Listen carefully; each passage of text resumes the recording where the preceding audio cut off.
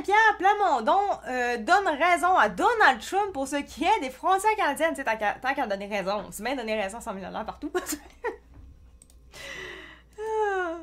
Écoute, c'est rare. Ah oui, c'est ben trop vrai. Ah, c'est ben trop vrai. Ok.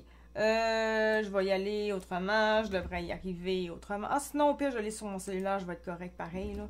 C'est juste que je vais quand même essayer autrement. Comme je le dis depuis tantôt.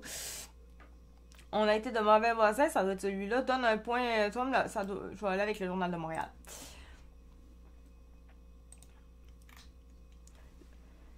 Comme je disais tantôt, étant donné maintenant que Trump est redevenu président aux États-Unis, ça doit être la raison pour laquelle que là, ils font plus leur lèche-botte. Avant, ils pouvaient peut-être plus se permettre de le faire chier, étant donné que c'était pas lui le président. Mais là, c'est différent, fait que là, ils font des lèche-bottes. Je niaise, parce qu'on s'entend que durant son premier mandat à Trump, les médias étaient pas très gentils en général, hein, fait que je niaise un petit peu quand même. Le PQ donne un point à Trump. La frontière est une passoire, a dit PSPP. T'es bonne, Donald Trump a raison. Bon, ok, on vient juste de le dire. Là, pour le fentanyl, les armes à feu et les migrants illégaux, soutient le chef du PQ. La CAQ l'accuse de dire n'importe quoi. Sur l'immigration, là, je sais, c'est pas nécessairement le même article. Je ne peux pas dire, là. Sur l'immigration, il faudrait que je regarde si ça ressemblait à ça. Parce que je sais plus si je l'ai lu, tu sais, je check un peu les choses un peu à tous les jours, fait que tu sais, forcément, si j'ai regardé une affaire qui était comme le mercredi matin, rendu à jeudi soir, avec tous les articles que j'ai regardés depuis le temps, on s'entendra que je me rappelle plus forcément de tous les contenus à 100 000 $, comment ils étaient et quel mot ça a été utilisé, on se comprendra. Fait que c'est pour ça que je me rappelle plus vraiment si je l'avais lu. Je vais aller voir avec mon cellulaire que j'ai en ce moment-là pour avoir l'heure juste parce que ça a l'air que là-dessus je suis capable de le pogner vraiment. Mais ça ressemble vraiment au même. Ça ressemble pas mal à la même affaire. Quoique, je pense que je vais quand même y aller avec lui. Le chef du parti, ok, la province pourrait.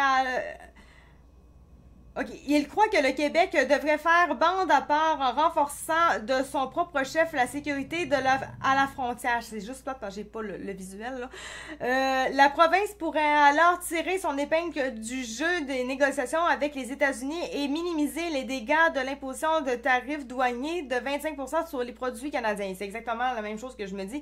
C'est parce qu'à quelque part, à la place de juste broyer puis faire « Ne nous fais pas du mal, Donald Trump, s'il vous plaît », à la place, pourrait juste être carrément négociateur. Négocier. Comme tout bon chef, tout bon pays qui se respecte ferait face à une personne qui les menace de quelque chose qui pourrait leur être épouvantable.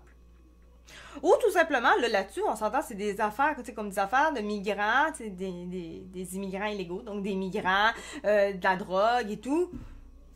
Mais juste arrêter d'être une passoire, ça pourrait peut-être carrément aider. T'sais. Je dis ça, je dis rien, là, mais ça fait combien d'années qu'on demande à Trudeau de juste arrêter? T'sais? Mais on ne se respecte pas comme pays, donc voilà. Sur l'immigration, ok, là ça serait ça. Sur l'immigration illégale comme sur le fentanyl, ouais, ça ressemble vraiment à ça. Je pense que les Américains... Oh oui, c'est la même affaire, c'est pour ça. C'est exactement le même article. Bon.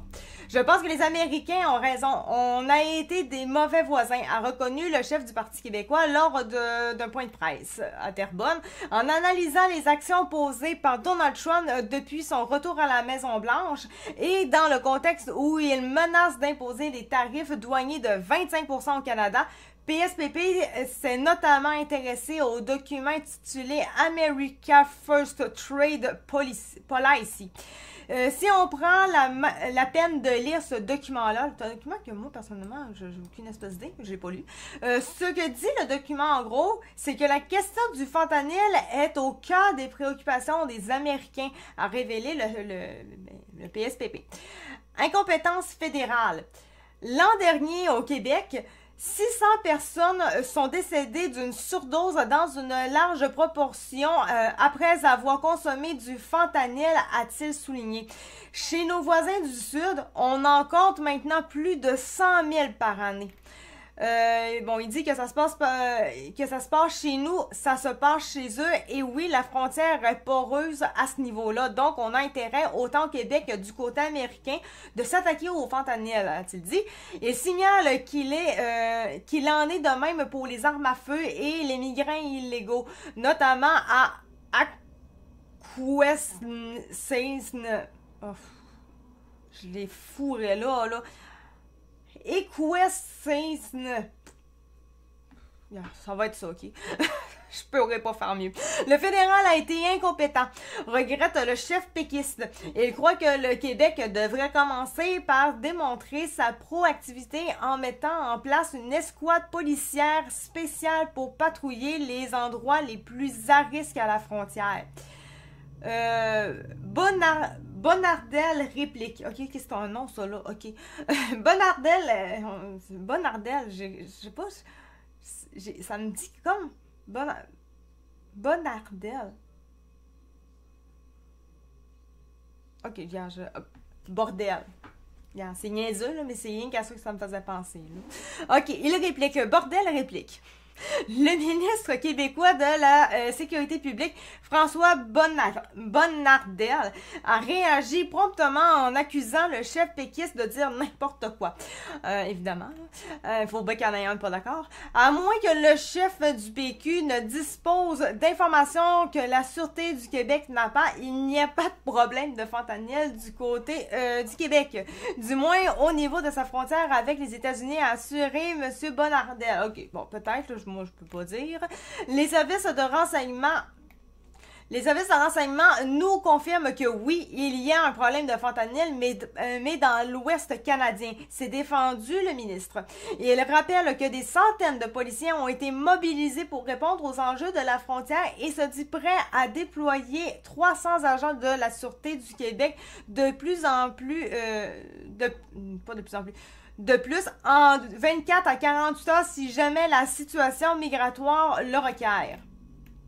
Le ministre Bonnardel, je commence à m'améliorer, on leur dit, le ministre Bonnardel vit dans le déni et tente de transformer, ok, bon, on se comprend, là, ils se disent oui, non, en ce qui a trait la menace tarifaire de 25%, le Parti québécois n'est pas chaud à l'idée de subventionner les entreprises et préfère explorer la possibilité d'offrir des incitatifs pour diversifier les exportations du Québec avec d'autres partenaires.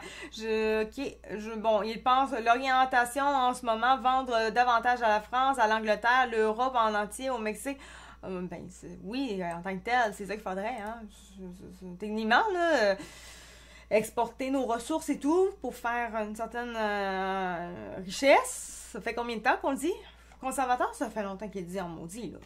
En soirée, le chef, PSPP, qui attend impatiemment de déclencher les élections partielles dans Terrebonne, a participé à un rassemblement militant devant les... Bon, on a compris la chose, quand même. Donc, c'était quand même... encore une fois, ces temps-ci, je trouve que mes articles sont très intéressants. Je n'arrête pas de dire, c'était très intéressant. Oui, effectivement, si c'était pas intéressant, je l'aurais pas mis. C'est clair, net précis, hein. Voyez-vous, ça m'a donné, je lis tout un article au complet, puis je fais, c'est-tu qui était plate à lire, hein? C'était intéressant, hein? C'était plate à mort. Ça arrive, mais dans ce temps-là, je passe vite en tapouère parce que c'est plate en maudit. Si moi-même je trouve que c'est plate à lire, je me dis, le monde qui m'entend lire ça vont s'ennuyer, vont s'endormir en avant de leur écran. C'est pas mon but. Ok, maintenant,